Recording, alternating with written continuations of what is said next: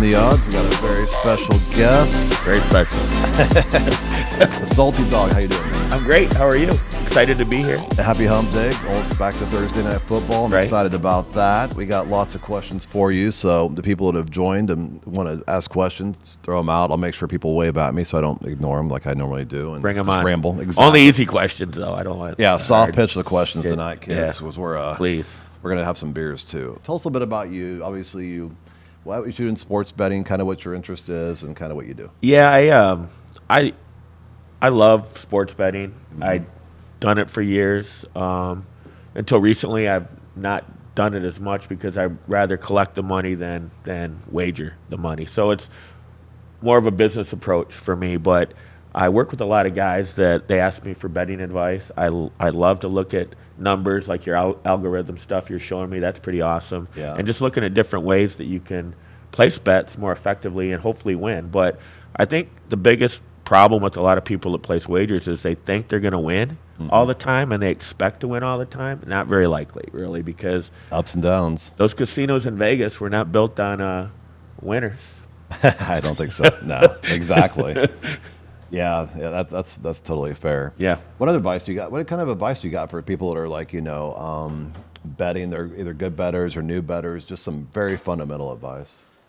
I would say don't bet more than you can afford to lose. That's really important. Some guys go down the rabbit hole with that, right? They get going. Mr. Obvious on the house. Yeah. Well, I mean, some guys, they don't know. Like, you give them a little free play, they go nuts, and then they keep playing, and they run up their credit lines, and yeah, it's not good. And I would say also try a lot of different kinds of bets. Try the parlays, try the teasers, try the player props. Do all the different things. See what you like to do most, because you might have an aversion to some types, but some of the other ones are more fun. They're a little more risky, but you don't have to play with a lot of money. So have fun with it. I think that's the most important thing. And if you look at it like that, most of my players do have fun with it. It's kind of neat. That's awesome. To see, it's fun. Exactly. A lot of people actually have the ambition to become, maybe a handicapper or a sharp. Or how do you actually identify a sharp or somebody that's basically an actual good bettor at the point where they're almost a risk to the house? We've had sharps players, and traditionally sharps don't do parlays, they don't do teasers, they do straight bets, they do first half, second half type of bets. And they are very consistent in their wagers, and they'll consistently win. Like, they'll win 75% or more of their games. So that we'll see that on a daily, and if we identify that, we get rid of the sharps player because ultimately they're going to win all the time. Yeah, they're taking from the house. Yeah, and then you got the handicappers. These guys are a dime a goddamn dozen. They're like used car salesmen on the street. Like, we're going to sell you this bet, and they want you to pay them a lot of money to give you the bet information, but really not a lot of research has went into it, so you're shoveling sand against the tide with those guys. You're going to pay them money to lose. Yeah, that happens a lot. There's not a lot of good ones in the country, anyway. No, I 20 years ago, I paid a guy. He was like, "We got people walking the hallways. We got guys that have inside information." Yeah. The guy couldn't win. So let's see. We're basically week 8 coming into NFL now. Week 8, yeah, exciting. So, any observations on the first 7 weeks? Bet on the Chiefs. They're going to win the Super Bowl again. I think that's good. But they don't cover the spread very often, so don't bet the spread on the Chiefs. Except last week. They love a close game. Yeah, they do. It's crazy. It's so much fun to watch, though. They covered last weekend? Well, and if Taylor Swift's there, that should add points to the Chiefs. They're going to score more. You should have a bet about Taylor showing up, which I would say about 90% she's going to show probably. Oh, that would be cool. I'm going to check tomorrow, see if you could put on there Taylor Swift sighting or something. You get a booster or some sort of parlay bet if she shows up. You get free play. If she's there, your bet is free play, win or lose. That'd be fun if Taylor's there. So I'll put that out tomorrow, and everybody will bet on the Chiefs this weekend. Let's do have a little fun with the NFL. Let's kind of go through the games for this week coming up tomorrow night and the weekend. We're not going to hit every one because that'll take us 30 minutes. We'll get into it. Well, let's see. So the tool that I use, and again, let's actually look at the analytics for the tool over the course of the year. Let's just start and see how the tool is done. What was the first week in NFL? I think it was like September 7th, I believe. Right. So we got to go to the 23rd, which was Monday. Which was a killer for me because Chiefs were favored. I took the money line I don't usually bet this much. I bet $500 and got my ass kicked. Like, it was terrible. Terrible bet. Not good. I was at the game. And I was too. Were you? Yeah, I was there. You could have called me. I was miserable. I know. I was I was dying inside, and the whole game is not good. I was sitting at the game. I was up on the upper deck, third row, like right on the 50-yard line. And I was sitting there and I was like, I think it was Kansas City was a 7.5-point favorite. Is that right? Yeah.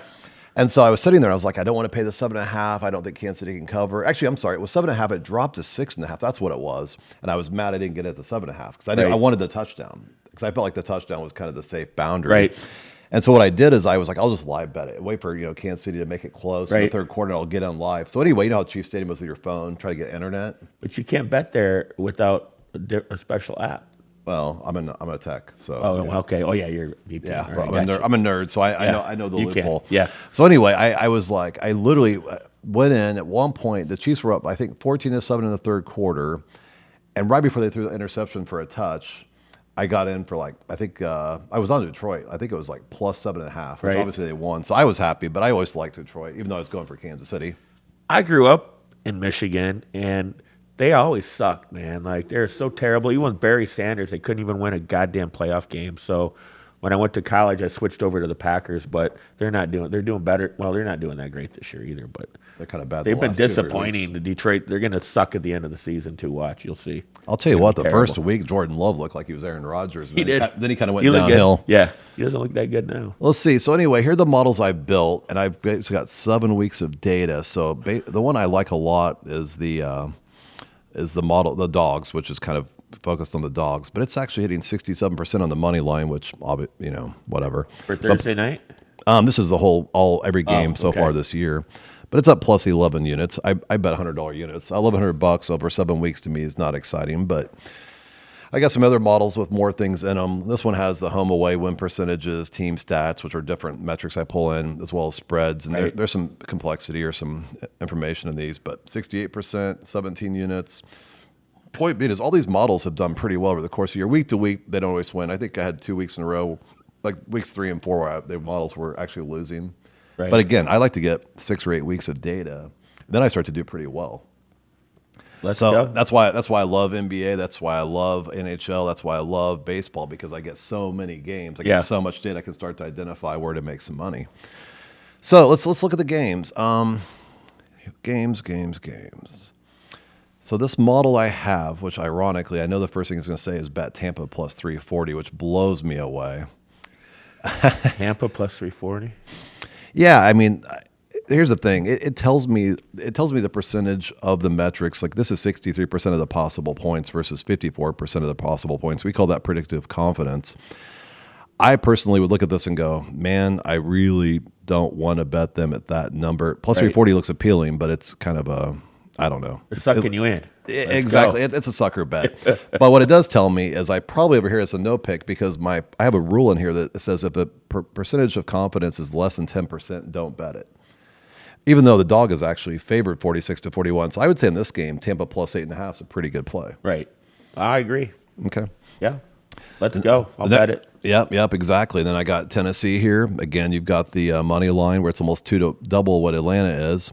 Plus 124. This game, I'd probably take the money line. The plus 3 sounds appealing. I think Tennessee wins this game. These guys, I don't think they're 2-1 at home. They're always well coached, very disciplined, good defense. And these two teams are running teams, so they're going to keep the score low anyway. Right. Yeah. So it's going to be a dogfight. It's going to be a low-scoring game. And low-scoring games go either way. And Taylor Swift isn't going to that game either. I didn't factor the Taylor. We need a Taylor gadget. Somebody write down we need a Taylor gadget. Let's see what else we got here. Houston, Carolina. This is 2 teams with 2 rookies. What's the kid? Stroud from Houston is absolutely a stud. Love him on my fantasy team for future dynasty. He's got a good attitude too, it seems. Hell, he didn't throw an interception for 190 passes. Yeah, really good.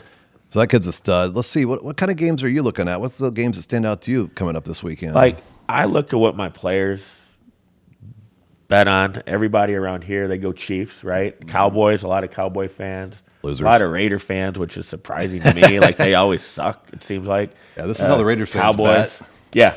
Well, Let's get out the 8 ball and see what the Raiders fans any good. I think you could do better using the 8 ball on that for that one. What's it say? Concentrate and ask again. That Okay. sounds like a Raiders answer. We don't even Yeah. know the question, so we'll just decline. Yeah. Terrible.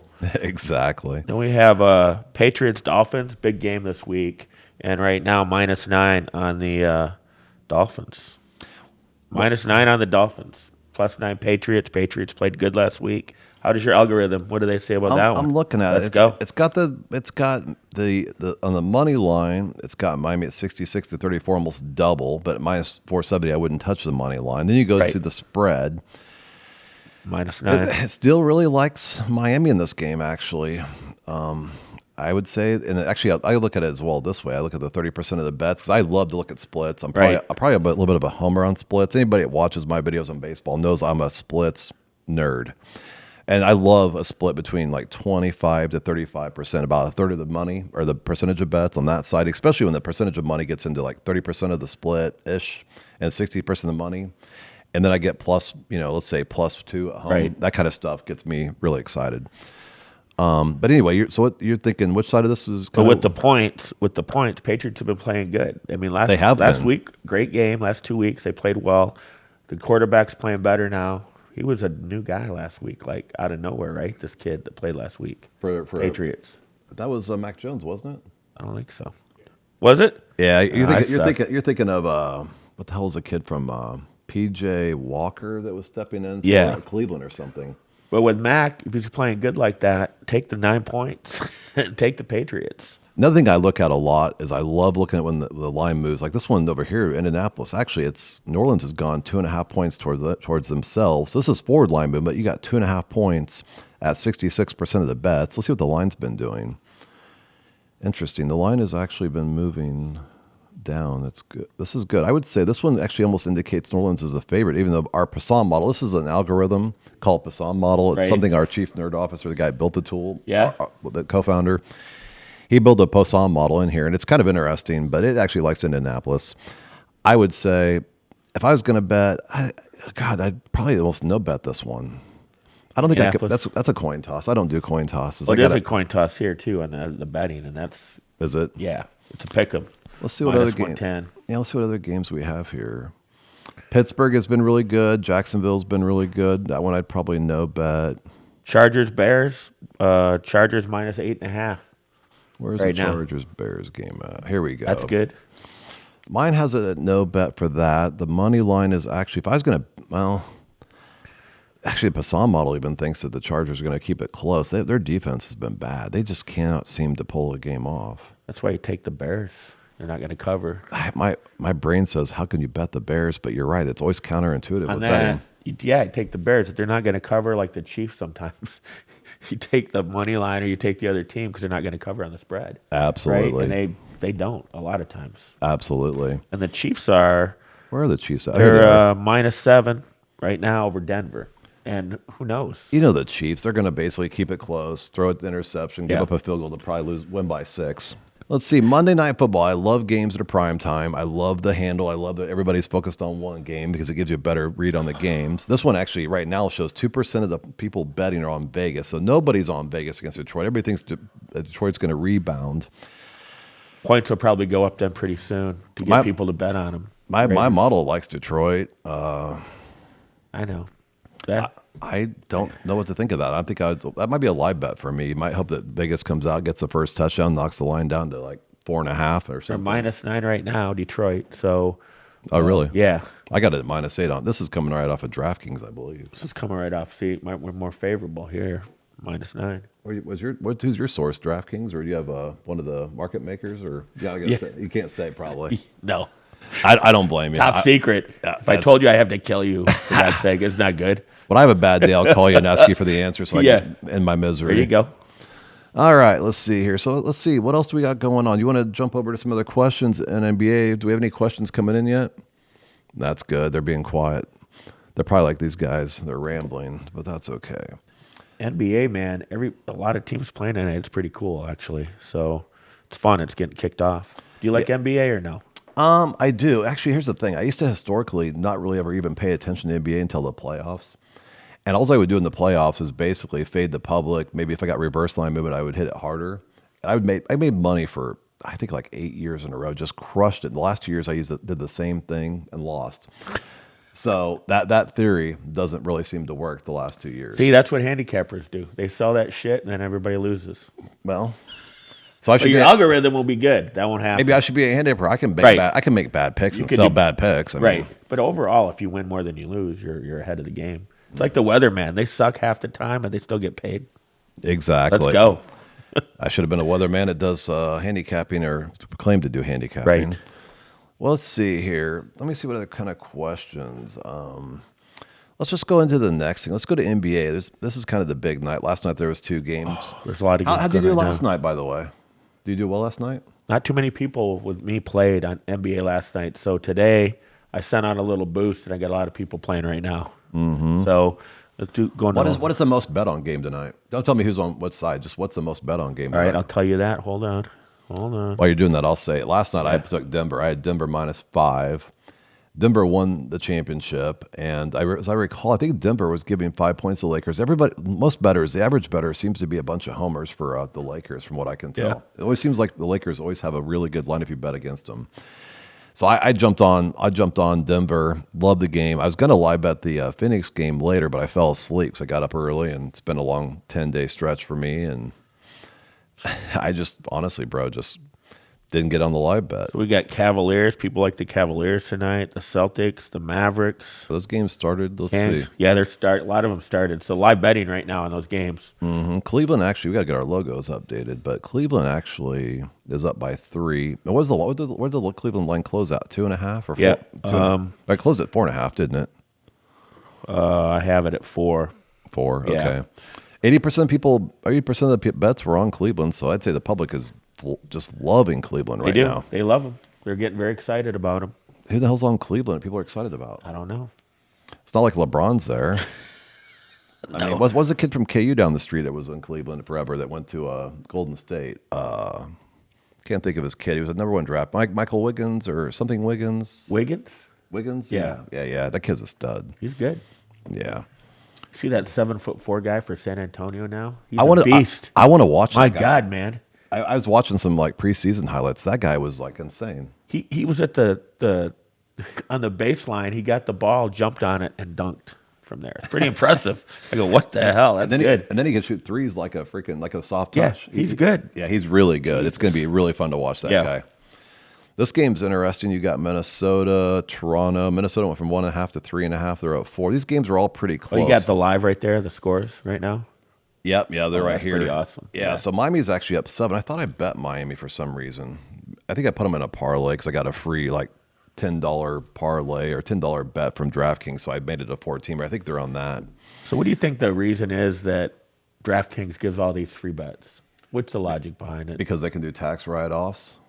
Or they need more money on that game for that, so they want you to play. So they give you a little booster. Well, yeah, exactly. More people put money in, the more money Yeah. they make. Yeah. And if they can write off the boost as a tax write-off. I was reading an article. I don't know if you saw this article like a year ago. The state of Kansas, after all the sports betting taxes were paid, it was like less than $2,000. Yeah, Because of the write-offs. Yeah, yeah. So we vote on legalizing gambling in Kansas. We think, oh God, they're going to build new highways, better schools, better bars for me to be better. But Right.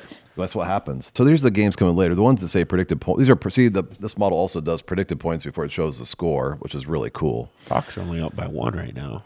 The game I bet on tonight, the game I hit hard tonight, actually it kind of pisses me off because it shows right now that 57% of the money is on Utah, and I thought I read it at 34%, which is the range I wanted to be on the split. I love the +1.5 at home, but I don't remember why the split's gone that much unless I just misread it. I might have just, I don't know. That's crazy.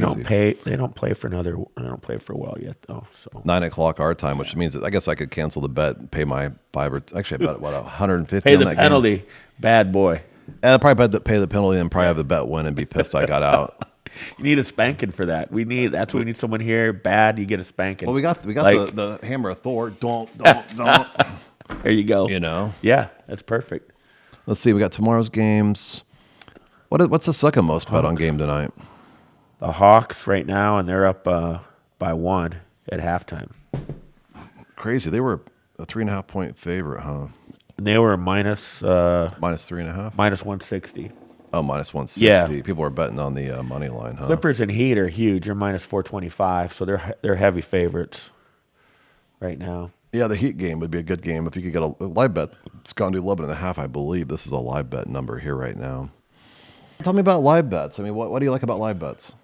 Well, it depends the cool thing is you have every sport, right? So MMA fighting is great to do live betting on because you can look at the guys before, see what they're like, see what kind of shape they're in, and then when they start, then you bet. And then after the first round, you can bet. Like, it's just rolling. So a heavy favorite now might not be a favorite, and so there's a lot of things you can do with it. It's fun. I have 2 rules. Actually, go ahead and finish. Sorry. So it just depends on what sport. But if I'm out, and I go out a lot, and I'm sitting next to people that I'm talking to about stuff, I'll show them how easy it is to live bet, and I just do it there too, and I have a great time doing it. Not a lot, $25, $50. Yeah. And play, but it's just fun because you're there watching the game, in the action. Exactly. And it's pretty cool to do. The games are way more interesting when you have money on Yeah, and it's it could be horse races. Like, you could go in on horse racing. I like to do that once in a while and just bet dollars. Does your bookie site have horse racing? Yes. No shit. Horses, casino, live casino, blackjack, baccarat, keno. I don't trust the computerized blackjack kind of game. Nor should you, and I don't recommend it. I say don't play it. But I got dudes that play it and they lose a lot and they still play it. I say don't play. Like, I don't know, but they just keep playing. All these slot machines and crap, they keep doing it. They love it. But it's Korean baseball we got, all the European soccer, everything's on there. So it just the world's your oyster. And then when you place a live bet, we can stream it live, any sport that you're watching, right, on and watch that bet. Yeah, which is cool. What is the most bet on sport? Football, man. People love football. Or pro football, probably. Yeah, well, in college, it's crazy. Saturdays have been nuts lately. Really? And even tonight, there's a lot. There's 2 games tonight. UTEP and Sam Houston and Florida National or something like that's playing tonight, and they're playing right now. And a lot of people have money on that. So they like those games. So people just like football. I love football, but football's got the most parity. At least NFL football, in my opinion, as far as the bettors are pretty good. And at least I think there's more parity on the betting side. I think the teams have a lot of parity. Right. Which makes, I guess my point is, I think NFL is one of the hardest sports to bet. It's unpredictable, and there's a lot of external factors that could go into it, right? Like, what if the lineman gets a DUI the day before? How does that affect team morale? So that affects the teams when they play. So all those things we don't even know about a lot of the stuff that happens that affects the game. This thing, it fascinates me, by the way. So here's the thing: if you look at it, the analytics.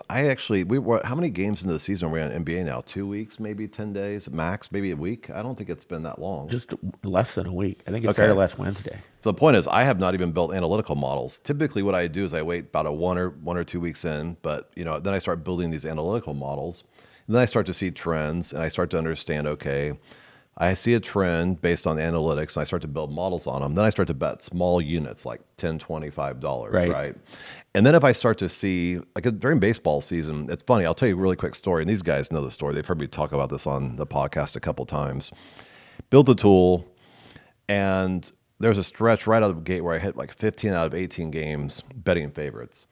And I thought, oh my God, this tool's amazing. I'm amazing. They're all favorites, though, you said? They were all favorites. And Even a blind squirrel gets a nut, I think. That's exactly what happens. Yeah. So any of that same model went 1-11 the next 12 games. Yeah. So what I did is I went, I believe if I just focus on the dogs and buy value on the underdogs, I can make money. Even if I hit like 43, I started to do the analytics. I was like, if I get 43%, I'm breaking even on dogs. So what I did is I started really trying to analyze and find the really good value dog bets. And I don't even know exact numbers now, but it was somewhere around like 35 games. I hit like 27 out of 35 dogs. That's good. It was amazing. Yeah. And actually our followers went like this. It just started growing. Of course, then I got into Major League Baseball playoffs, and I went 0-4 on the same model. So I just shut it down. I'm like, I'm not going to put out picks. I'm not going to waste my money. Right. And then I did actually pick last night on Arizona, but that was, again, it was like 30% of the bet. So I knew the public was all over Philly. I knew it was a big handle game because there's a lot of money because it's the last game before the World Series. Right. And everybody's excited. It's Tuesday night. Nobody's doing anything anyway. Yeah. So I faded it and I hit it. I was excited. So I've actually popped the champagne shit excited or? Actually, I think I fell asleep watching the last NBA game. That's what I think. You don't get that excited, but yeah. I'm 52 years old, bro. So my excitement was, turn off the TV and go to sleep. But actually, literally on Sunday, I went 4-0. The first game, I have to look at my phone, but I was looking at the games when I woke up, and it was like the first game I saw on all the betting lines was Detroit, Baltimore. I play like in 20 fantasy leagues, so I know Detroit. I know the star players. And I was like, oh my God, Detroit's 3-point dog on the road in Baltimore. They're not that great, and so my heart was like, oh my God, you got to bet Detroit. And then I was talking to my buddy, this guy named Tiny that lives in my house and rents a room, and I go, Tiny, who do you like? He goes, I like Detroit. I go, well, we're fucked. I'm going the other way. Right. Then I got on the tool. And the tool Tiny, a big guy? Like, is he big? Yeah, he's a big. Like, nobody that I know named Tiny is fucking tiny. Like, that's the point. Oh, that's funny. Okay. Yeah. So Tiny. So I was like, so we both like Detroit. We obviously know that we're a bunch of homers without doing the tool. So I looked at the tool and it screamed Baltimore. So I put it down for like 4 units, $400. Bam, hit it. Next, after one game, early game, late game, $400, hit it. Basically, long story short, went 4-0. Then so basically, I think I know for a fact I've hit the last 9 bets across NBA, football. That's awesome. But I'm probably due to lose 9 in a row now. So do you foresee yourself in the future when these algorithm is running? Do you foresee yourself making recommendations as a handicapper type person, or what do you see doing with it? Like, because most people aren't smart enough. Like, you're really smart to figure this out and analyze the data. Like what we talked about, the percentage, less than 5 probably. So a lot of people need it explained to them what your recommendations are, because they won't understand it, right? That's a key, I think. I think you're absolutely right, but here's the thing. We built the product. We thought that 80% of people would want to consume the models that people produce with good results, and 20% would build the models. Well, and we haven't made the marketplace yet for the producer-consumer kind of concept. What we've been doing is focus on getting the usability right, getting the UI to kind of, very cosmetically appealing, so people like the look and feel of the site. Because creating a model is not an easy thing to do, and let alone using a tool you don't know how to use makes it harder. But what we've learned is about 3% of the people that go to the site really want to do the homework. Right. It's not a big percentage. It's hard to extrapolate all that data, though. Like, if you're looking at it, and it's work. If your IQ is less than 100, like a lot of these homers are back out there, they can't do it. They're going to go, what the heck am I doing? Are they doing a lot of math or something? They don't know. We should just crystal ball. We could just sell this. So we need put a crystal ball with every sale purchase of the algorithm, and it'll be equally as effective. It says Outlook not so good, so I guess using this, the Outlook's not so good. It's not good. But let's redo it. Redo it again. Let's go. We're gonna have good luck. Why don't you do it? It gave me the same answer twice. There we go. She's gonna cover this weekend? That's the question. Ask me later. That sounds like a bullshit answer. Most people are probably just kind of winging it based on their knowledge and what they believe to be true. That's 90%, I would say. But I'll tell you what, building the platform, building the community, we have the people that really do come into the community and use the tool, and they have their own communities. These guys are good. I've actually been watching them, and I actually tell a couple of the guys. There's a couple of guys, and I've talked about on the show. There's a guy named Business. There's a guy named Trex. And they do it a little differently. They actually take all the data off the internet. They manually put it into spreadsheets. Right. They're doing the old-fashioned, old-school way of doing analytics. And it's also, we talked to them. We're going to collaborate, and they're going to build tools, and they're going to have models. And I think that's how they plan to play it out with us. But right now, we have bugs. In this tool, we're always hacking on it every day, which is going to turn some people off. But I'll tell you what, we are making massive improvements. And actually, one of the things I haven't told you about is we want to build supermodels. But a supermodel, what it'd be is if I basically went onto the website and I wanted to bet NFL spread, and I found 4 people that are the top performers, because I have rankings over here, right? We could rank it based on NFL spread. I could buy the top 4 models. How do I take the top 4 models, feed them into an algorithm to give me the most predictability across the top? So all of a sudden, I'm taking not 1 model, but 4 models to get even higher confidence.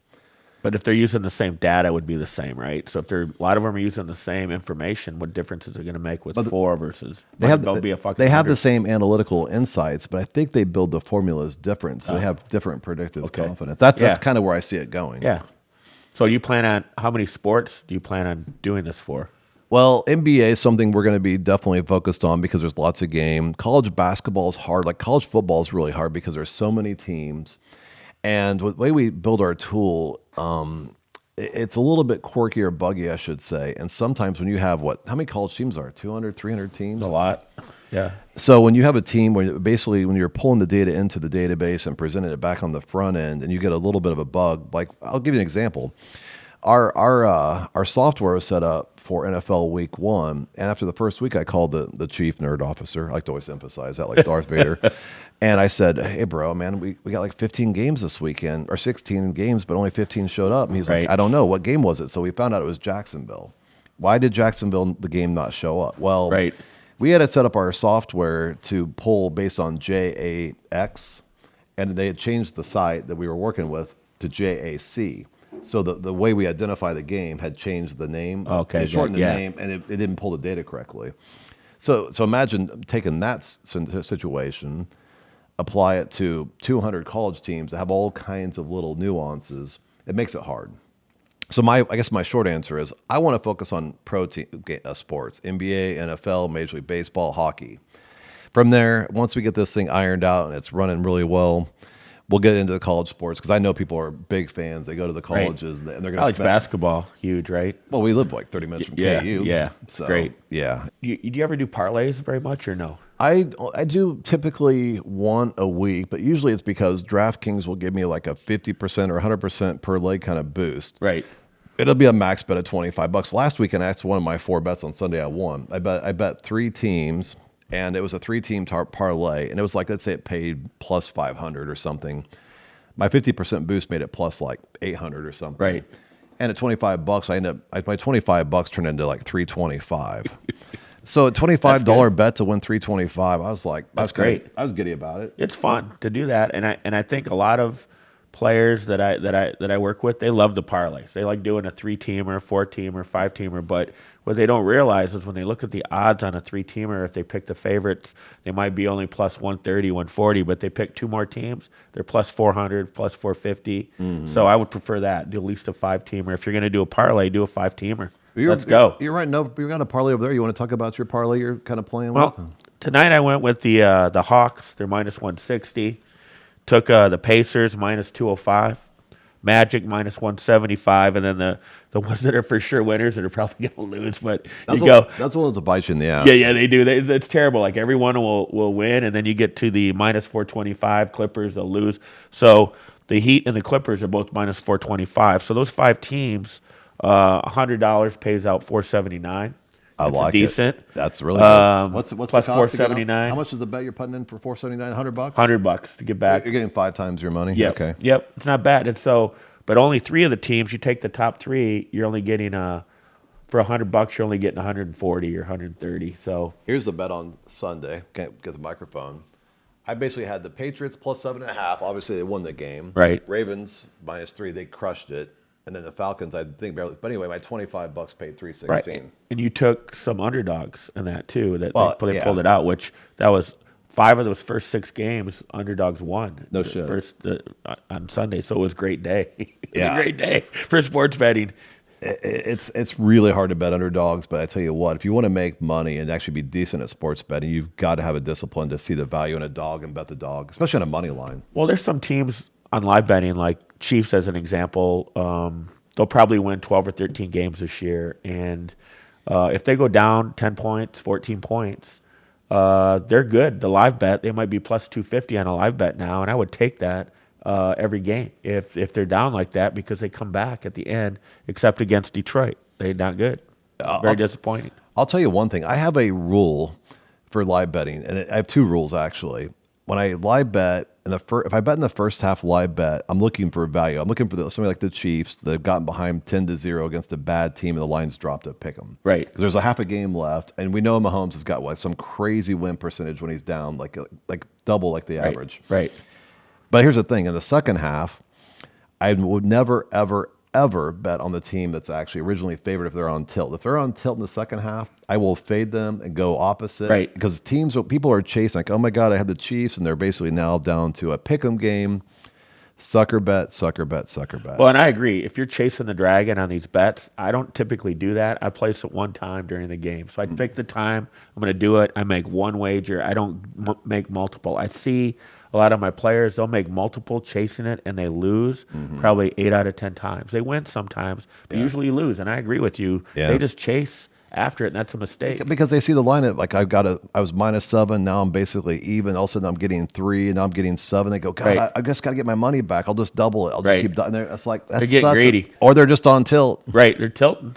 And then they go to casino after, which I love. So I see them tilting on football, then they're playing casino all night. Go to the slots and try to get their money back. Bam, they lose. Jeez. That's not good. Yeah, that is not good. Not a good business model. Let's talk about hockey. What do you Okay. what do you have to say about hockey? You have a lot of hockey bettors?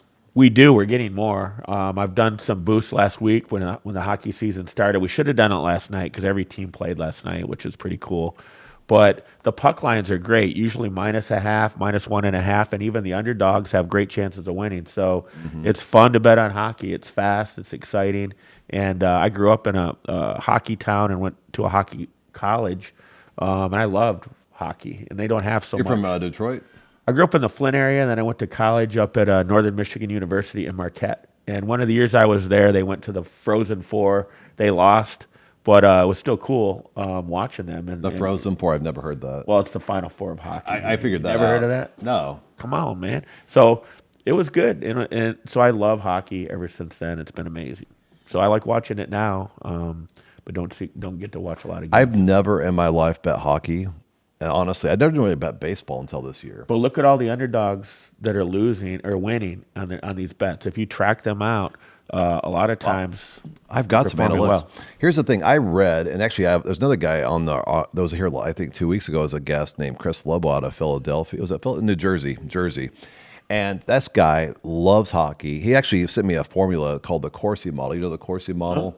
And he was explaining some of the Corsi kind of math. And so anyway, I did some analytics over the I did about 40 of these today.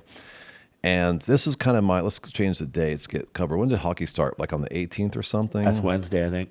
Exactly. That's when I was basically in Bulgaria, getting ready. Midnight last Wednesday was my birthday, and I was in Sofia, Bulgaria, waiting for midnight to crush it. Then I flew to Dublin and had a 26-hour birthday and had happy hour in 2 different countries and got liquored up pretty Did you go bad. on tilt?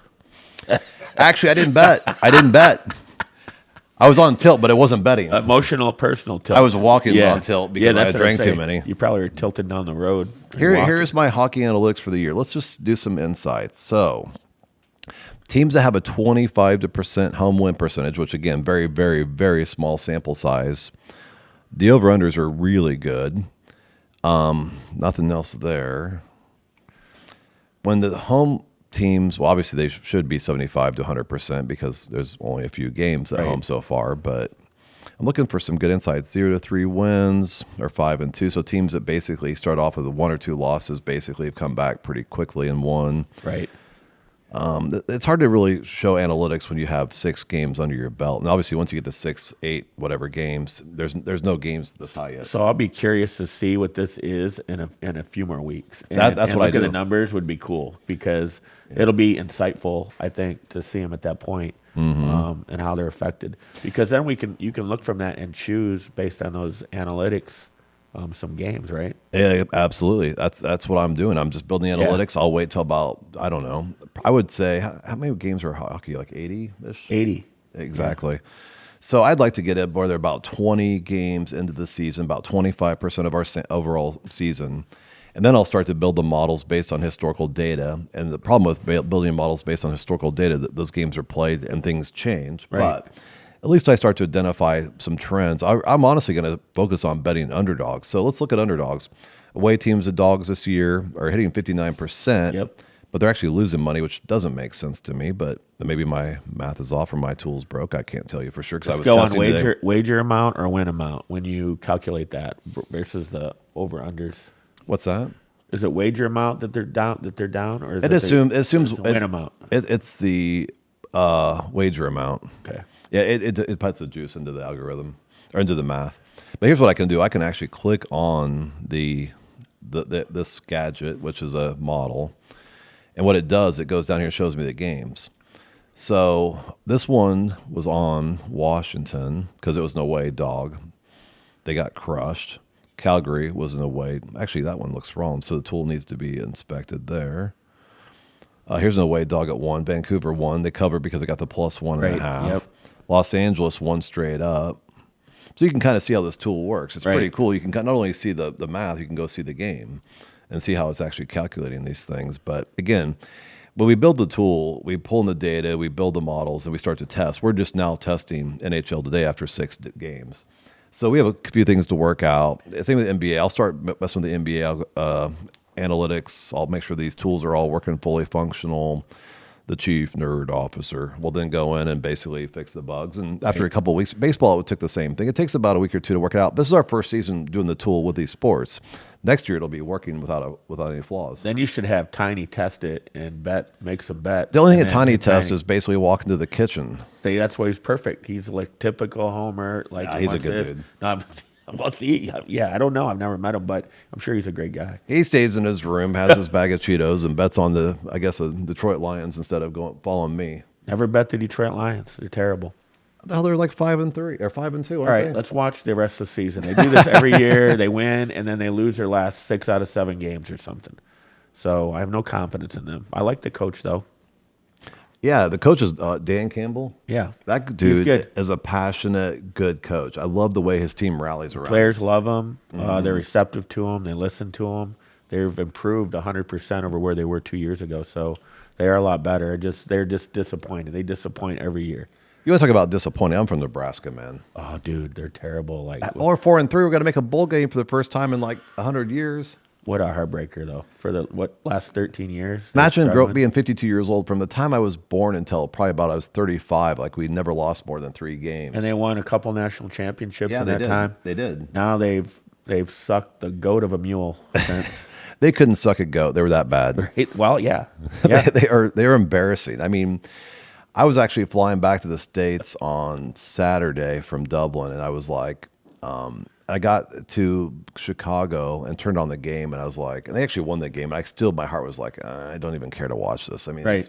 It's hard to watch a bad team for that many years. No, I've enjoyed being here. It's good. We should do this again very, very soon. Yeah, I love this. I love the algorithm, what you're doing there. I think it's amazing. What do you think of the sign? This is new. It's fantastic. Any questions from the audience? I kind of forgot about the audience. Oh, the ones that came in earlier. Okay. I use the word value bets. Actually, there's another guy that's really good. He was on our show a few weeks ago out of Philadelphia.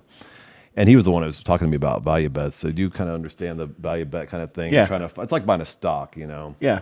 You want to buy low, sell high, or get a good return. Exactly. Value bet to me is really just betting dogs plus money when the predictive confidence is close. That's to me my value bet. You're kind of in a losing streak of late, and people on Reddit and Discord are slamming. Actually, this is a great one because I got slammed. It's amazing because when you win, everybody tells you have like 2 or 3 days of losses, and they just jump my shit. Right.